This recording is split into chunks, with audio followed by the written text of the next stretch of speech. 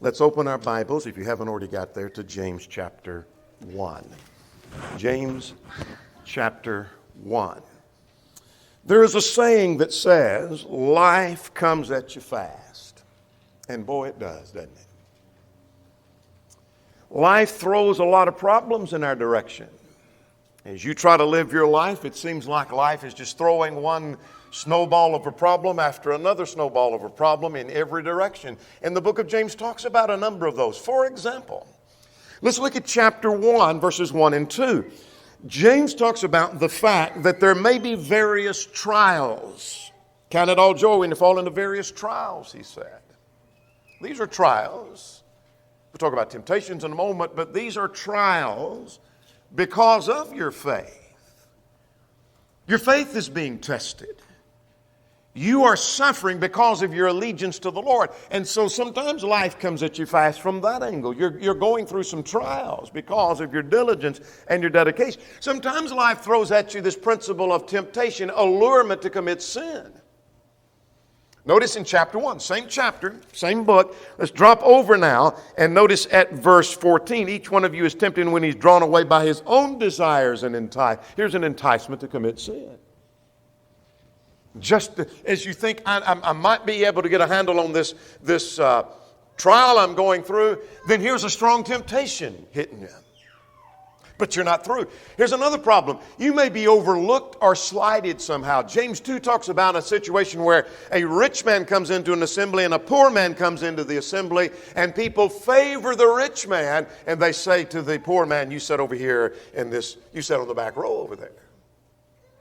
He's overlooked and he's slighted. I mean, you may feel like you're that poor man that's slighted and overlooked where everyone else is included, but you weren't included. Life's throwing problems in your direction. It may be you face a problem of ridicule. Look at verse 7 of chapter 2. Do not they blaspheme that worthy name by which you're called?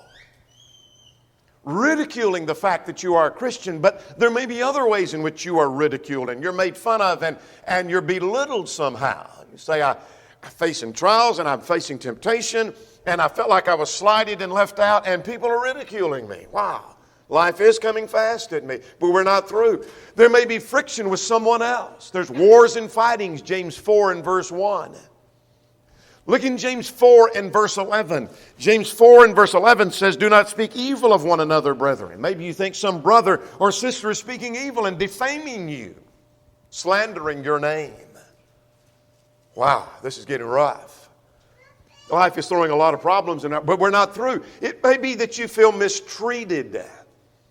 James 5 pictures where sometimes the rich mistreat the poor and withhold wages, where the poor is working for the rich and they work hard and now it's time to be paid and they don't get paid. That's a mistreatment. You may feel like you've been mistreated somehow. Someone did something to you. Maybe someone failed to do something for you that was promised. And all of that can be such that it's not easy to stay on track when life is coming at you fast. You say, I'm trying to do what's right and I'm trying to live right and I'm trying to stay on track and I want to stay on track, but boy, there's problems I have to deal with. Wow.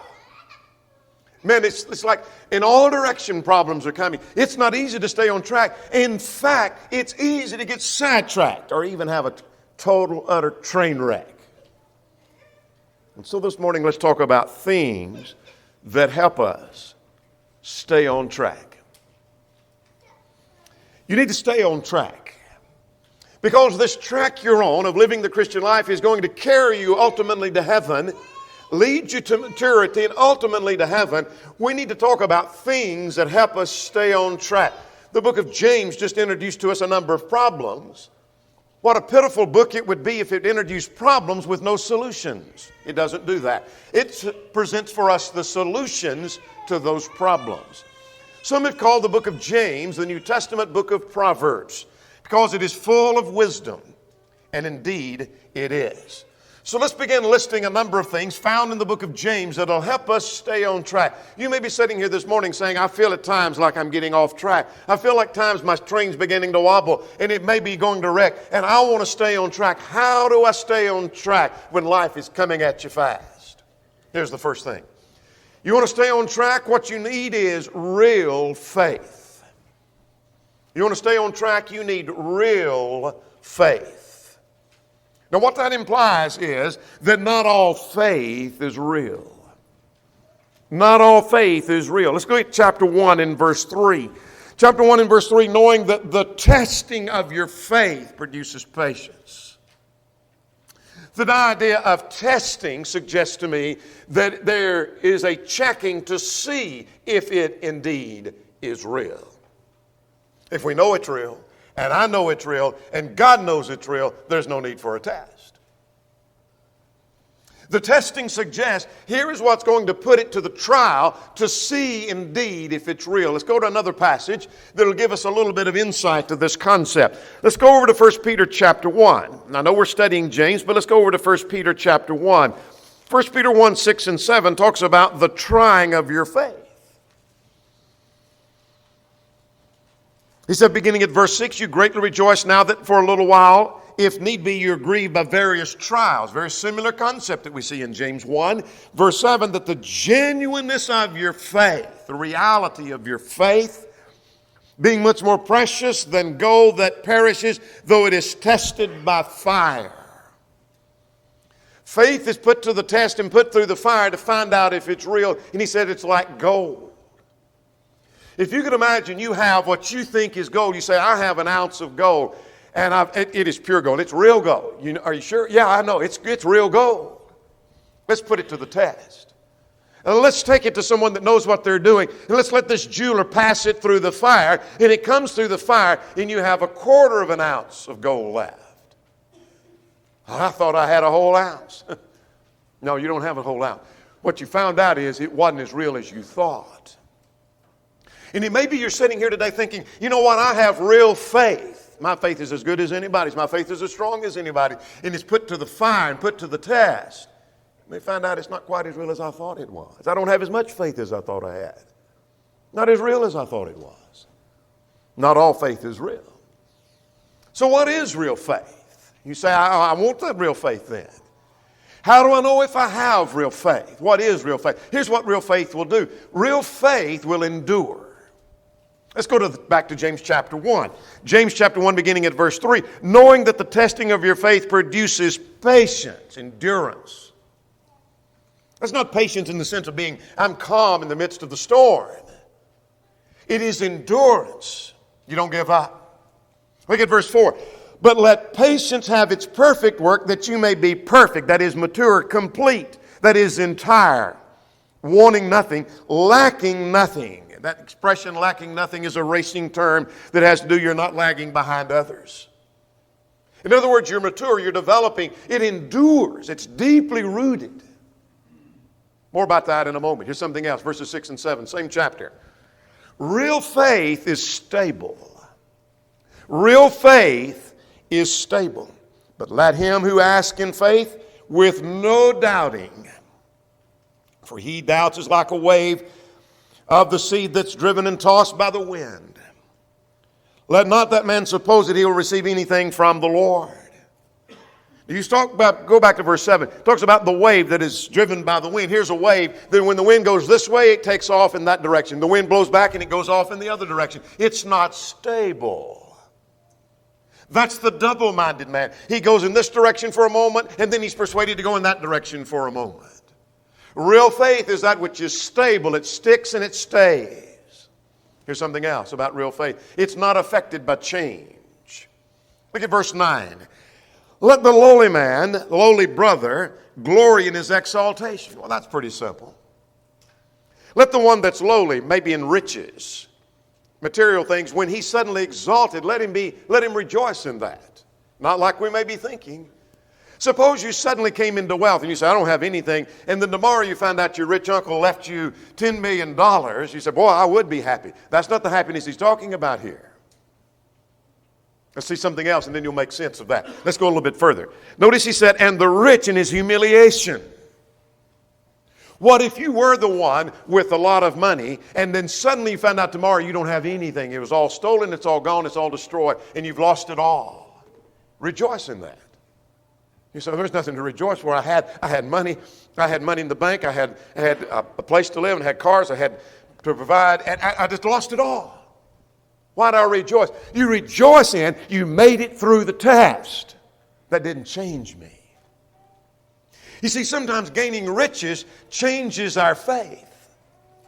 Sometimes losing our riches changes our faith. Real faith is not affected by change. You lose it all, you still have the same faith. You gain more, you still have the same faith. Everyone around you goes in the wrong direction, you still have that same faith. What I'm suggesting to you is real faith not only endures, it's stable, but it's not affected by change. It stays. That's real faith. Let's go to chapter 2. Here's something else about real faith. Real faith believes, really believes. You say, what do you mean by that? Well, let's go to James chapter 2. Look at verse 22. Look at verse 22. Do you not know that faith was working together with his work, speaking of Abraham, and by works faith was made perfect? Notice he uses the word faith. Then he says, and the scripture was fulfilled, talking about his faith. But here's what the scripture said. Abraham believed God and it was accounted unto him for righteousness. What's it talking about? Well, Genesis chapter 15, God had made a promise that through his seed all nations of the earth be blessed. This was before he ever had a child. And the point is that Abraham believed that what God said was going to be true, even though there has been no evidence that it was about to take place. He really believed. He had faith. That's what real faith does. It believes what God said regardless of the circumstance. Let's talk about evidence that your faith may not be real. You say, I want to stay on track, but you got to have real faith. How do I know my faith's not real? When temptation is so strong, you start turning to a life of sin. When you have that allurement coming in your direction, and it gets stronger and it gets stronger and it gets stronger and you yield, and finally you just give your life over and it seems like you're just gone into a life of sin. Your faith isn't real. You're off track. You're headed for a train wreck. Here's something else. When problems come and you give up on doing what's right, that's in light of chapter 1, 9 through 11. Problems come your way and you just give up on doing what's right. I just didn't dream we was going to have problems. I tried to do what was right, and it just seems like life's coming at me too fast, and I just give up. Your faith's not real. Here's something else. When faith is more of a statement of your religion than personal conviction. What do I mean by that? When we talk about faith, tell me about your faith. What if someone came to you and said, tell me about your faith, and you start stating more about what you believe? Or you start talking about what we believe, or worse, listen to this carefully, you've got to call the preacher and find out what we believe. That's not real faith. When faith is more a statement of what you believe than real conviction that you have and a stand that you take, your faith may not be real. You want to stay on track? What you need is real faith. When change and pressure shakes you to the core. When pressure comes on, maybe it's from your brethren, maybe it's from the family, maybe it's financial pressure, like chapter 1, 9 through 11. Or some other pressure, or some other change takes place. When change comes about and pressure is put on and you're shook to the core and you don't know what you're going to do, maybe time to look at your faith. Is my faith real? You want to stay on track? Tell you what'll keep you on track is real faith. Here's something else that'll keep you on track. Looking honestly at yourself. Say, I want to stay on track. You better do this then. Here's something that the book of James is going to tell you, that you need to look honestly at yourself. Now what that implies is that it's possible to look at self and not be honest.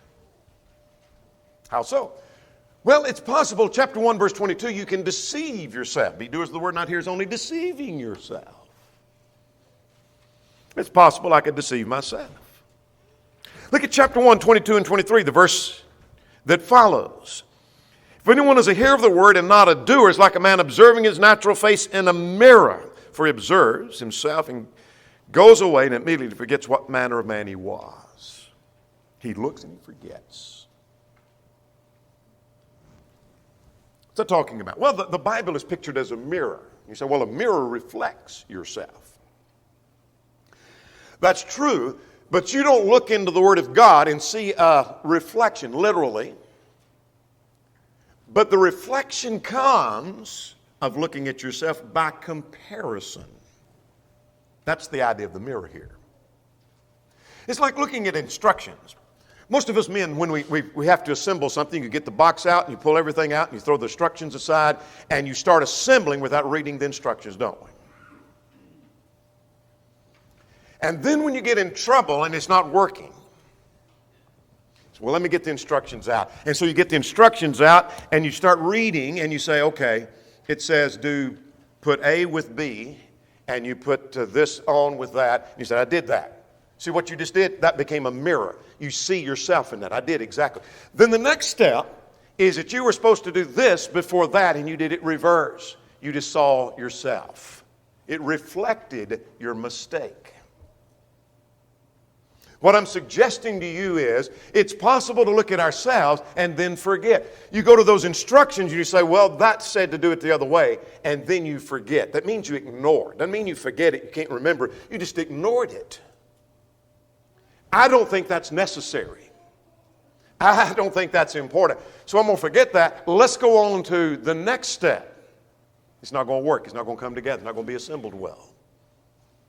And so we're not looking at ourselves honestly when I can be deceived and I am ignoring the reflection that I see. But let's go further. The warning was given in chapter 1 in verse 16, right in the middle of this, do not be deceived, my beloved brethren. Oh, we can be deceived. Possible to look at ourselves and not be honest. So you say, I want to stay on track. So how do I honestly look at myself? Tell me how I do that.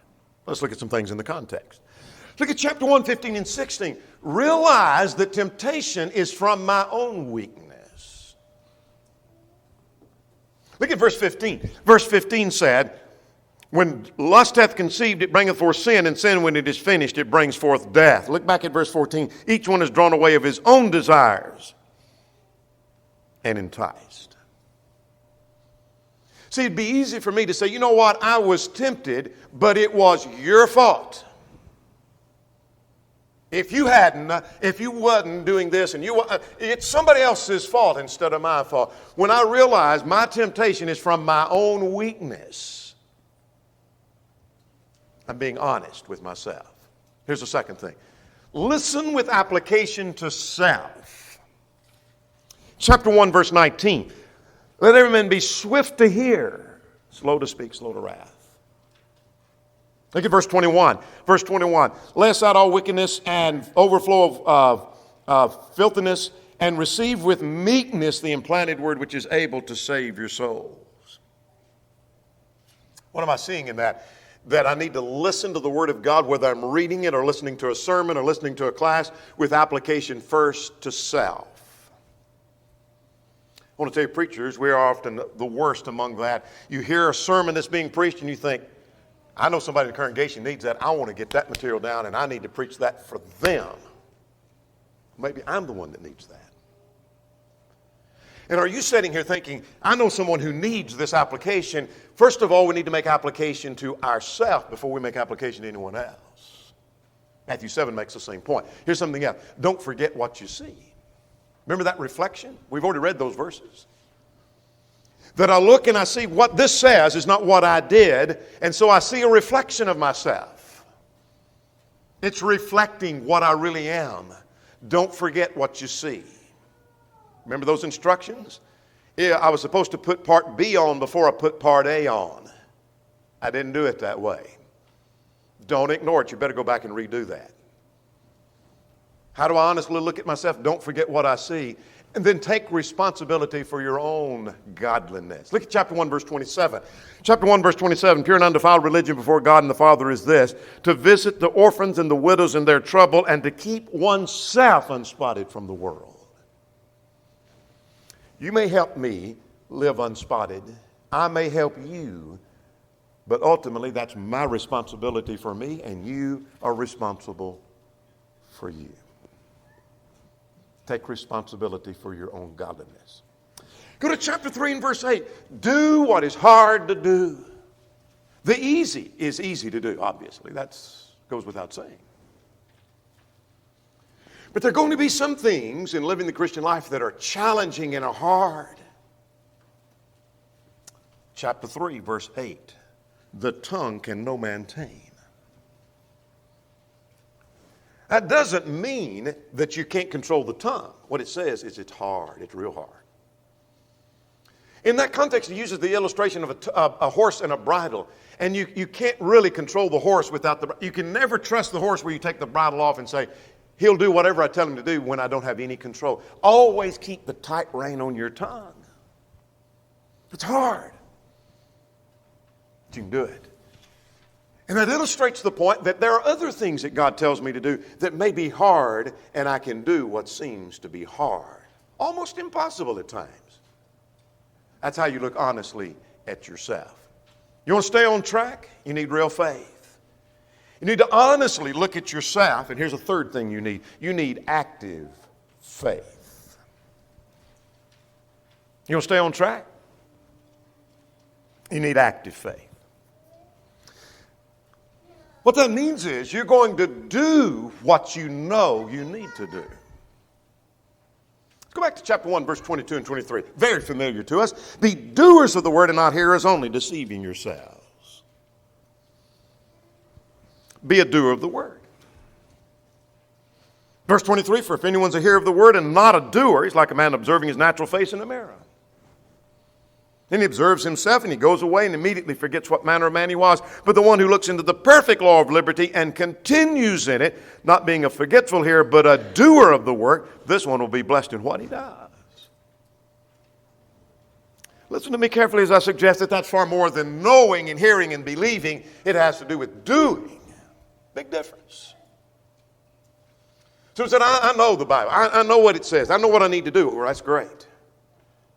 And not only do I know, but I've heard it. We hear that kind of preaching and that kind of teaching, and we demand that. Oh, our elders wouldn't tolerate anything but the right kind of teaching. And so we hear that. And not only that, I want to tell you, I believe every word of it. That's great. That's great. But are you doing it? That's a big difference. Be doers of the word. Let's go to Luke 17. Let me make an application from another text. You've heard me make this point before. You'll hear me make this point again. But in Luke 17, the disciples had said, increase our faith, Lord. The Lord had given them a challenge. It was difficult. Forgive up into 7 times in a day, and they didn't think they could do that. So increase our faith. In other words, we're not sure we have the faith to do that. And so at verse 5, verse 6, verse 7, I'm interested particularly in verse 6. If you have the faith as a grain of a mustard seed, the smallest of seeds, you can say to the mulberry tree, be plucked up by the roots and it'll obey you. You say, what's the point? He uses the smallest of seeds. What the point is that they said, we need more faith. We need stronger faith. We need greater faith. Our faith is small. Well, if you even have the smallest of faith, like the grain of a mustard seed, use the faith you have and it'll grow. Does that make sense? Use the faith you have. In other words, do what you already know. There may be things I don't know, but my biggest problem is not doing what I already know I need to be doing. That's where our problem is. And so what I'm learning from Luke 17 is, if I just did what I already knew, I'd be doing well. And then I'm going to grow and increase. That's an active faith. But let's go further. We need to be doers of the whole law. Let's go to chapter 4, if you will, or chapter 2, rather, of James. Let's go back to our book that we're studying. James chapter 2 says, if you offend, in verse 10, James 2 and in verse 10 says, if you keep the whole law and yet stumble in one point, you're guilty of all. In other words, the law, this was true of the Old Testament particularly, but the principle applies to the New Testament as well. It comes as a package deal. In other words, it's all wrapped together and neatly tied together so that I can't pull out of it what I want and leave what I want. If you offend in one point, you're guilty of all. Verse 11 says one part's just as binding as another. What do you mean by that? Well, the one who said, verse 11, do not commit adultery, also said, do not murder. In other words, you find any two commands that are found in the Bible, and the one that gave this command also gave this command over here. You say, well, this one's important. Yeah, it is. But so is that one, because it's given by the same God. Given by the same God. You say, well, baptism is so important. Yes, it is. But so is worship important. So I said the Lord's Supper is really important. But yeah, that is. But so is singing to God. That's important too. I said morals are important. Divorce and remarriage is so important. Yes, but being honest is also important. And forgiving is important. And on down the line we go. We just keep going. Notice in chapter 2, same context, 10, 11, now we're ready for 12 and 13. The point in 12 and 13 is we're going to be judged by the whole law, not just what part we wish. In other words, we're not going to go to the judgment day and say to the Lord, now I am going to be accountable to part A and B, and I'm not accountable to part C of the law. So don't look at that and compare me, but just look at part A and B. It doesn't work that way. God's going to take the whole law. That's the point of verses 12 and 13. Speak and so do as those who will be judged by the law of liberty, for judgment is without mercy on him who shows no mercy. We're going to be judged by the whole law. We need to have an active faith. Now, faith without works is dead. Now, let's look at the context. We won't read the entire context, but let's look at verse 14. What does it profit a man if he says, I have faith and does not have works? Can faith save him? In other words, that faith cannot save. The man says, I have faith, but now he doesn't have any action to go with it.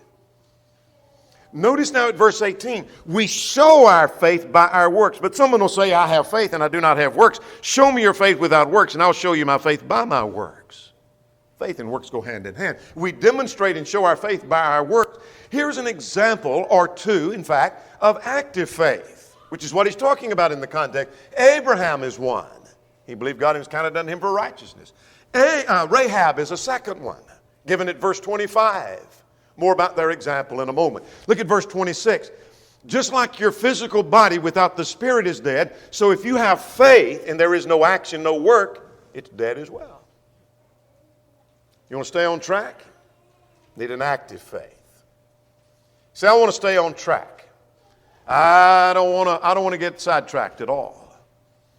And life is coming at me fast. I want to stay on track. What you need, number 4, is you need wisdom. You need some wisdom. Let's go to chapter 1 and verse 5. We need wisdom, and what wisdom will do, listen to this carefully, is give us the ability to see beyond the present.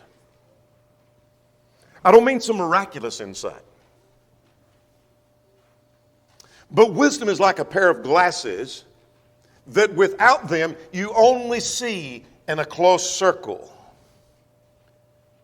But you put on the lens of wisdom and you can see beyond the present. Let's look at chapter 1 and verse 5. Chapter 1, it just described the value. There is some good that can come from the trials. Count it all joy that you've fallen into various trials. Wait a minute, James. You're saying that if I go through trials, there's something good can come from that? Yes, exactly what I'm saying. Now then, verse 5. Look at verse 5. Verse 5 said, if any lacks wisdom, let him ask of God. He didn't shift gears. He didn't change subjects. He's still talking about the value of suffering. And what he's saying is that if you want to be able to see good coming out of these trials, what you need is wisdom. Wisdom Vine defines as the insight into the true nature of things. You're able to see beyond the present. At the present, all I can see is suffering. But if I go through this suffering, it's going to make me stronger. And I have to have these glasses of wisdom to put on so I can see through the smoke and see there's good on the other side over there. Now, with the glasses of wisdom, here's what I can see. Not only that, I might see consequences to my actions. At the present, I don't see any consequences to what I'm doing. But if I put this wisdom on, I can see through the smoke of the present, and I can see on the other side, there's going to be some consequences to the decisions I'm making. I might be able to see beyond the present and see dangers to what I'm doing. See, here's what I'm allowing my children to do, and I don't see any danger of that. But if I see where that's headed and where that's going, with some wisdom I can see beyond, I may Now I have some wisdom and I see where the danger is. Or I might be able to see where my decision is going to lead me or my family. Maybe my toleration of something is going to lead to destruction of my family. Wisdom gives us that insight. Let's go to chapter 1, verse 8. Wisdom that's mentioned in verse 5 is connected with stability. If I have this wisdom, I can see beyond the present that is connected with stability. Notice that a double-minded man is unstable in all of his ways. The double-minded man is that man that he can go this direction or he can go that direction. He's two-minded. But the man who is wise in the context is stable. Furthermore, wisdom develops character. Notice in chapter 3, verse 13, there's a contrast with wisdom of the world that comes from beneath and the wisdom that comes down from above. And notice at verse 15, this wisdom does not descend from above, but is earthly, sensual, and demonic. That's the earthly wisdom. But where envy and self-seeking exists, confusion and every evil thing is there. Now notice verse 17. But the wisdom that is from above is first pure, then peaceable, gentle, willing to yield, full of mercy and good fruits, without partiality and without hypocrisy. Wisdom develops character. You want to stay on track? You need wisdom. You need active faith. Look honestly at yourself and real faith. Here's something else you need to realize. Realize the brevity of life. Realize the brevity of life. Let's go to chapter 4. The book of James presents for us that life is uncertain. Life is uncertain. We can't assume there's going to be a tomorrow. Look at verse 13. Chapter 4, verse 13. Come now, ye that say today or tomorrow we'll go into such a city and spend a year and buy and sell and make a profit. What is the text talking about? What's it not talking about? It is not saying it's wrong to go to a city and buy and sell and make a profit. It is not condemning making plans to go there for a year and buy and sell and make a profit. What's he condemning? The assumption by pushing God out of the picture that there is going to be a tomorrow. God's not in the play. God's not in the plans. Our focal point is on ourselves and this life, and we're not bringing God into the focus at all. When I bring God into the picture, I do not assume there's going to be a tomorrow, because life, verse 14, next verse says, life is a vapor that appears for a little while and then it vanishes away. You know the text well. Look at verse 15. We should live cognizant of the fact that if the Lord wills and I shall live. That's not a phrase that is a formula that I need to utter. Now, before I make any plans, I need to say, if the Lord wills and I shall live, this is what I'm going to do. That's just a formula. But it is a concept that if I said those words, I may be cognizant of that principle. You want to make plans tomorrow? Well, if the Lord wills and we're still living, I will do thus and so. Maybe if I say that, I become cognizant of that. Life is uncertain. Let's go further. Look at chapter 5. Realizing the brevity of life, I recognize judgment is coming. There were some who were rich who were oppressing the people of God. And so in chapter 5, an unusual shift takes place. By unusual, I mean, this is not customary, for example, of the writings of Paul or of even Peter, but James here turns from talking to his audience and as if he's talking directly to the oppressor. And he says to them, come now, you rich, weep and howl, for your miseries are coming up on you. For somebody, misery is coming. He mentioned in the context that it's coming at any time. Look at verse 5. Look at verse 8 of chapter 5. Verse 8 says, you also be patient, establish your hearts, for the coming of the Lord is at hand. Perhaps that's talking about the destruction of Jerusalem. Coming soon. Some think it's talking about the end of time, and it's coming soon in the sense we're closer now than we've ever been. Either way, the point is that judgment can come at any time. Whatever judgment is coming from God could come at any time.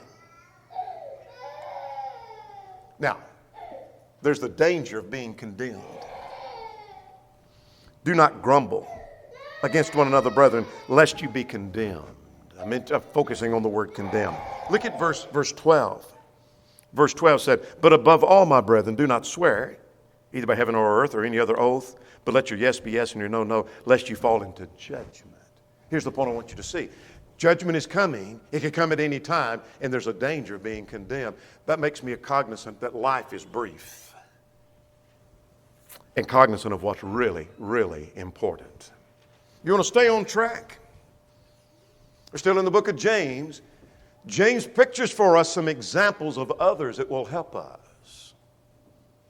Now, let's go back to that illustration I gave earlier. We're assembling something, and maybe I'm not good at reading the instructions.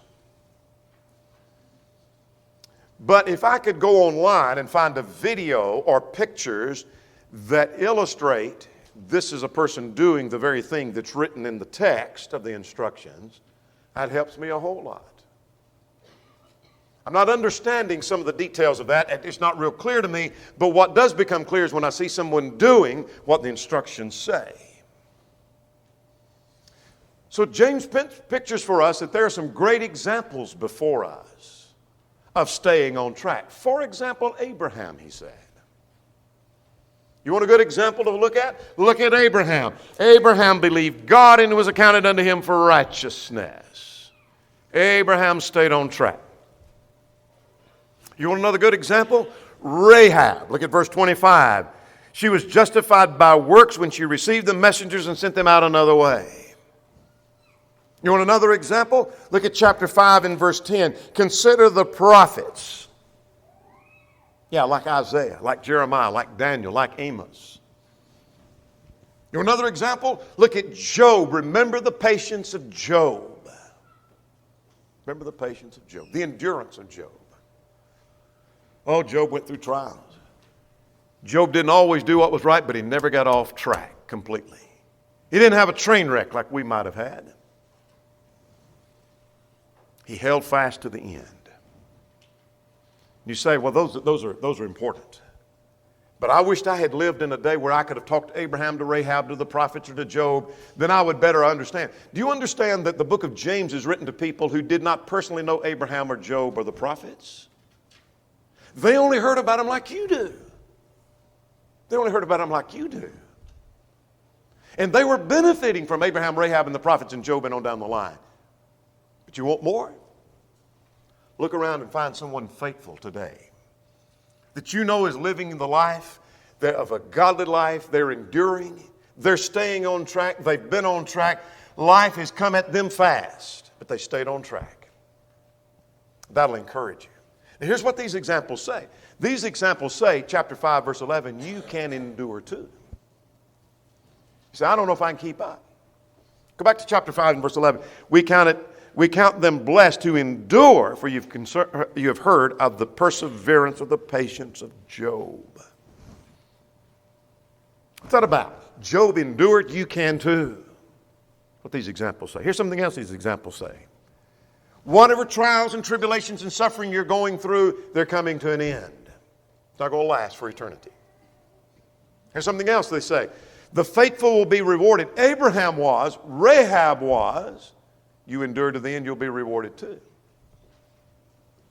What else do these examples say? These examples say, be patient. That's out of remembering the patience of Job. Endure. Doesn't mean be calm. It just means you endure. Don't give up. Don't give up. Stay on track. Here's something else he mentions. You say, I want to stay on track. You ask for help? James loads us up with help. He doesn't just give us 2 or 3 things. He gives us a lot of information to help us. Short book. But one of the things he says will keep us on track is prayer, the power of prayer. But notice what he says about prayer. The neglect of prayer is going to make us weak. Let's go to chapter 4 now. Chapter 4, he addresses the fact that some are negligent in prayer. They fail to pray. You lust and do not have. You murder and you covet and cannot obtain. You fight in war, yet you do not have, because you do not ask. Context is dealing with friendship of the world. You want to talk about things that makes you a friend of the world, committing adultery, warring and fighting. But here's something else that makes you a friend of the world. You want something from God, but you don't ask God to do that. You fail to pray. Next verse, verse 3. Pray with the wrong motive. Pray with the wrong aim. You ask and you do not receive because you ask amiss, that you may spend it on your pleasures. Well, I did remember to talk to God. I remember to ask God, and I prayed about something, but my motive may not have been right. Negligent in prayer makes us weak. Now, when life comes at you fast and you're facing problems, the things that get us off track, we need to pray in face of those problems. Let's go to chapter 5. Chapter 5, verse 13, it says, is any among you suffering? Let him pray. You say, trials are coming by. Pray. You say, temptation is coming my way. Pray. Pray about it. Look at verse 14. Is any sick among you? Let him call for the elders of the church that they may pray over him. You're sick. Pray. Is there sin in your life? Is that the problem you're dealing with? Verse 15 and 16 said, pray. Pray. Look at verse 16, 17, and 18. It illustrates for us the power that prayer has. Now, this is interesting. Put this in the context where we feel like life is just throwing all kinds of problems. Just fires one problem, and then before that one's over, here comes another problem, and then here comes another problem, and then here comes another problem, here comes another problem. Kind of like Job. And by the way, Job is mentioned in this context. Remember the messenger that came to Job, and before that one got through talking, here comes another messenger of another disaster, and before that one gets through, here comes another messenger with another disaster. Do you ever feel that way? And what's interesting is in that context is his prayer is powerful. Let's begin at verse 16. He said, confess your trespasses to one another and pray one for another that you may be healed. Here's our phrase. The effectual fervent prayer of a righteous man avails much. The effectual fervent prayer of a righteous man avails much. Prayer is powerful. Now, James, I know you said that, and I know you're speaking by inspiration, but I might need a little more convincing that prayer is powerful. All right, here's the illustration of that. Look at verse 17. Elijah was a man with a nature like ours. You said, well, he was a man of steel. No, he's just like us. He's just like us. And he prayed earnestly that it would not rain, and it did not rain on the land for 3 years and 6 months. That's powerful. So, James, you're telling me that he prayed that it wouldn't rain, and God answered that and caused it not to rain? Yes. So you're talking about, no, it's not talking about a miracle. It's talking about God's providence here. Here is an illustration of how the effective, fervent prayer of a righteous man avails much. Here's a man who prayed that it wouldn't rain, and it didn't rain. But he's not through. Look at verse 18. And he prayed again, and then heaven gave rain, and the earth produced its fruit. He prayed again that it would rain, and it did. Talking about the power of prayer. Prayer indeed is powerful. Finally, you want to stay on track? We're talking about things that will help us stay on track. Our brethren help us stay on track. How so? Let's go to chapter 5, verse 14. Time would not permit us to develop fully. We've done this in class before. But verse 17, for example, verse 14 rather. If anyone is sick among you, let him call for the elders of the church, let him pray over him, then anoint him with oil. There's a lot of discussion. Is that talking about miraculous things? Is that oil for medicinal purposes? We've answered that. I'm not interested in talking about that now. Whatever view you take, here's the central point I want to take away from that. Here were those that were sick. They were to call for the elders, and the elders come, and the elders help. You say, I want to stay on track. Elders are there to help you with your problems. They watch for our souls. And that means we need to use them. In fact, what I learned from James 5 is use the elders. Call for them. I've got a problem. I've got a spiritual problem. I need help with this problem. And if you've got a spiritual problem and you say, these men are not capable of handling my spiritual problem, they don't need to be serving as elders. Church don't need men that can't handle spiritual problems.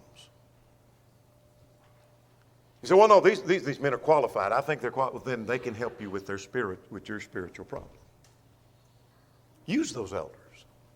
Elders are there to help keep us on track. If I learn anything from the book of Titus, this is interesting to me, that if this were a class and I asked, Tell me what Titus 1 is about. Someone say, oh, it's dealing with qualifications of elders, and you're right about that. But there's more to that. I don't think Titus 1 is merely saying, oh, here's qualifications of elders. But the book is about being sound in our faith. Chapter 1 is saying men who meet these qualifications are put in place to help guard and protect your sound faith. You want to stay on track? God placed elders there to help you with your problems, but that's not all. Look at chapter 5, verse 16. We pray for one another. Remember, prayer is powerful. Verse 16 says, confess your trespasses to one another and pray one for another that you may be healed. That's me praying for you and you praying for me. Now, we pray for one another in the assembly. But we ought to pray for one another on a daily basis. Do you pray for your brethren? Do you in daily prayer call out individual family members or individual families? Say, I thank God for this person and this person and this person and this person and this person and this person and that one and this one and that one and this one. You say, that takes time. Yeah, I know. Do you pray for those that have weakness? Do you pray for those that need to grow? Do you think for God for those that are good examples and are strong? That'll help you stay on track, knowing that brethren are praying for you. And then chapter 5, verses 19 and 20. Here's what our brethren can do. Help us get on track. When they see we're about to get off track, oh, this isn't fun. No, this part is not fun. In fact, this may be offensive at times. But you say, didn't you say when we started that you wanted to stay on track? Oh, yeah, I want to stay on track. Well, one of the things that helps us stay on track is when our brethren come and warn us, you're getting off track. You stay on that, you're going to be a train wreck. Look at chapter 5, verses 19 and 20. Interesting, the book ends on this note. Brethren, if anyone wanders from the truth, wandering off track, and someone turns him back, let him know that he that turns the sinner from the error of his way will save a soul from death and cover a multitude of sins. See, brethren are there to help us. Elders are there. They're brethren praying for us. And then there are going to be those that come and correct us and say, look, I'm concerned about your soul. I'm concerned about you going in the wrong direction. I'm concerned. And they correct us and they help us. How to stay on track. Things that will help us stay on track. You ever feel like you're off track? You say you want to stay on track? James presents for us some things that will help. Real faith. Looking honestly at yourself. An active faith. Having wisdom. A realization of the brevity of life. Examples of others in prayer. And brethren will help us stay on track. There may be one or more present this morning who's not a Christian, who's not a child of God. Would you come believing that Jesus is the Christ, the Son of the living God? Would you repent of your sins, acknowledge your faith, and be buried in the waters of baptism for the remission of sins? If you're subject in any way, would you come while together we stand and sing?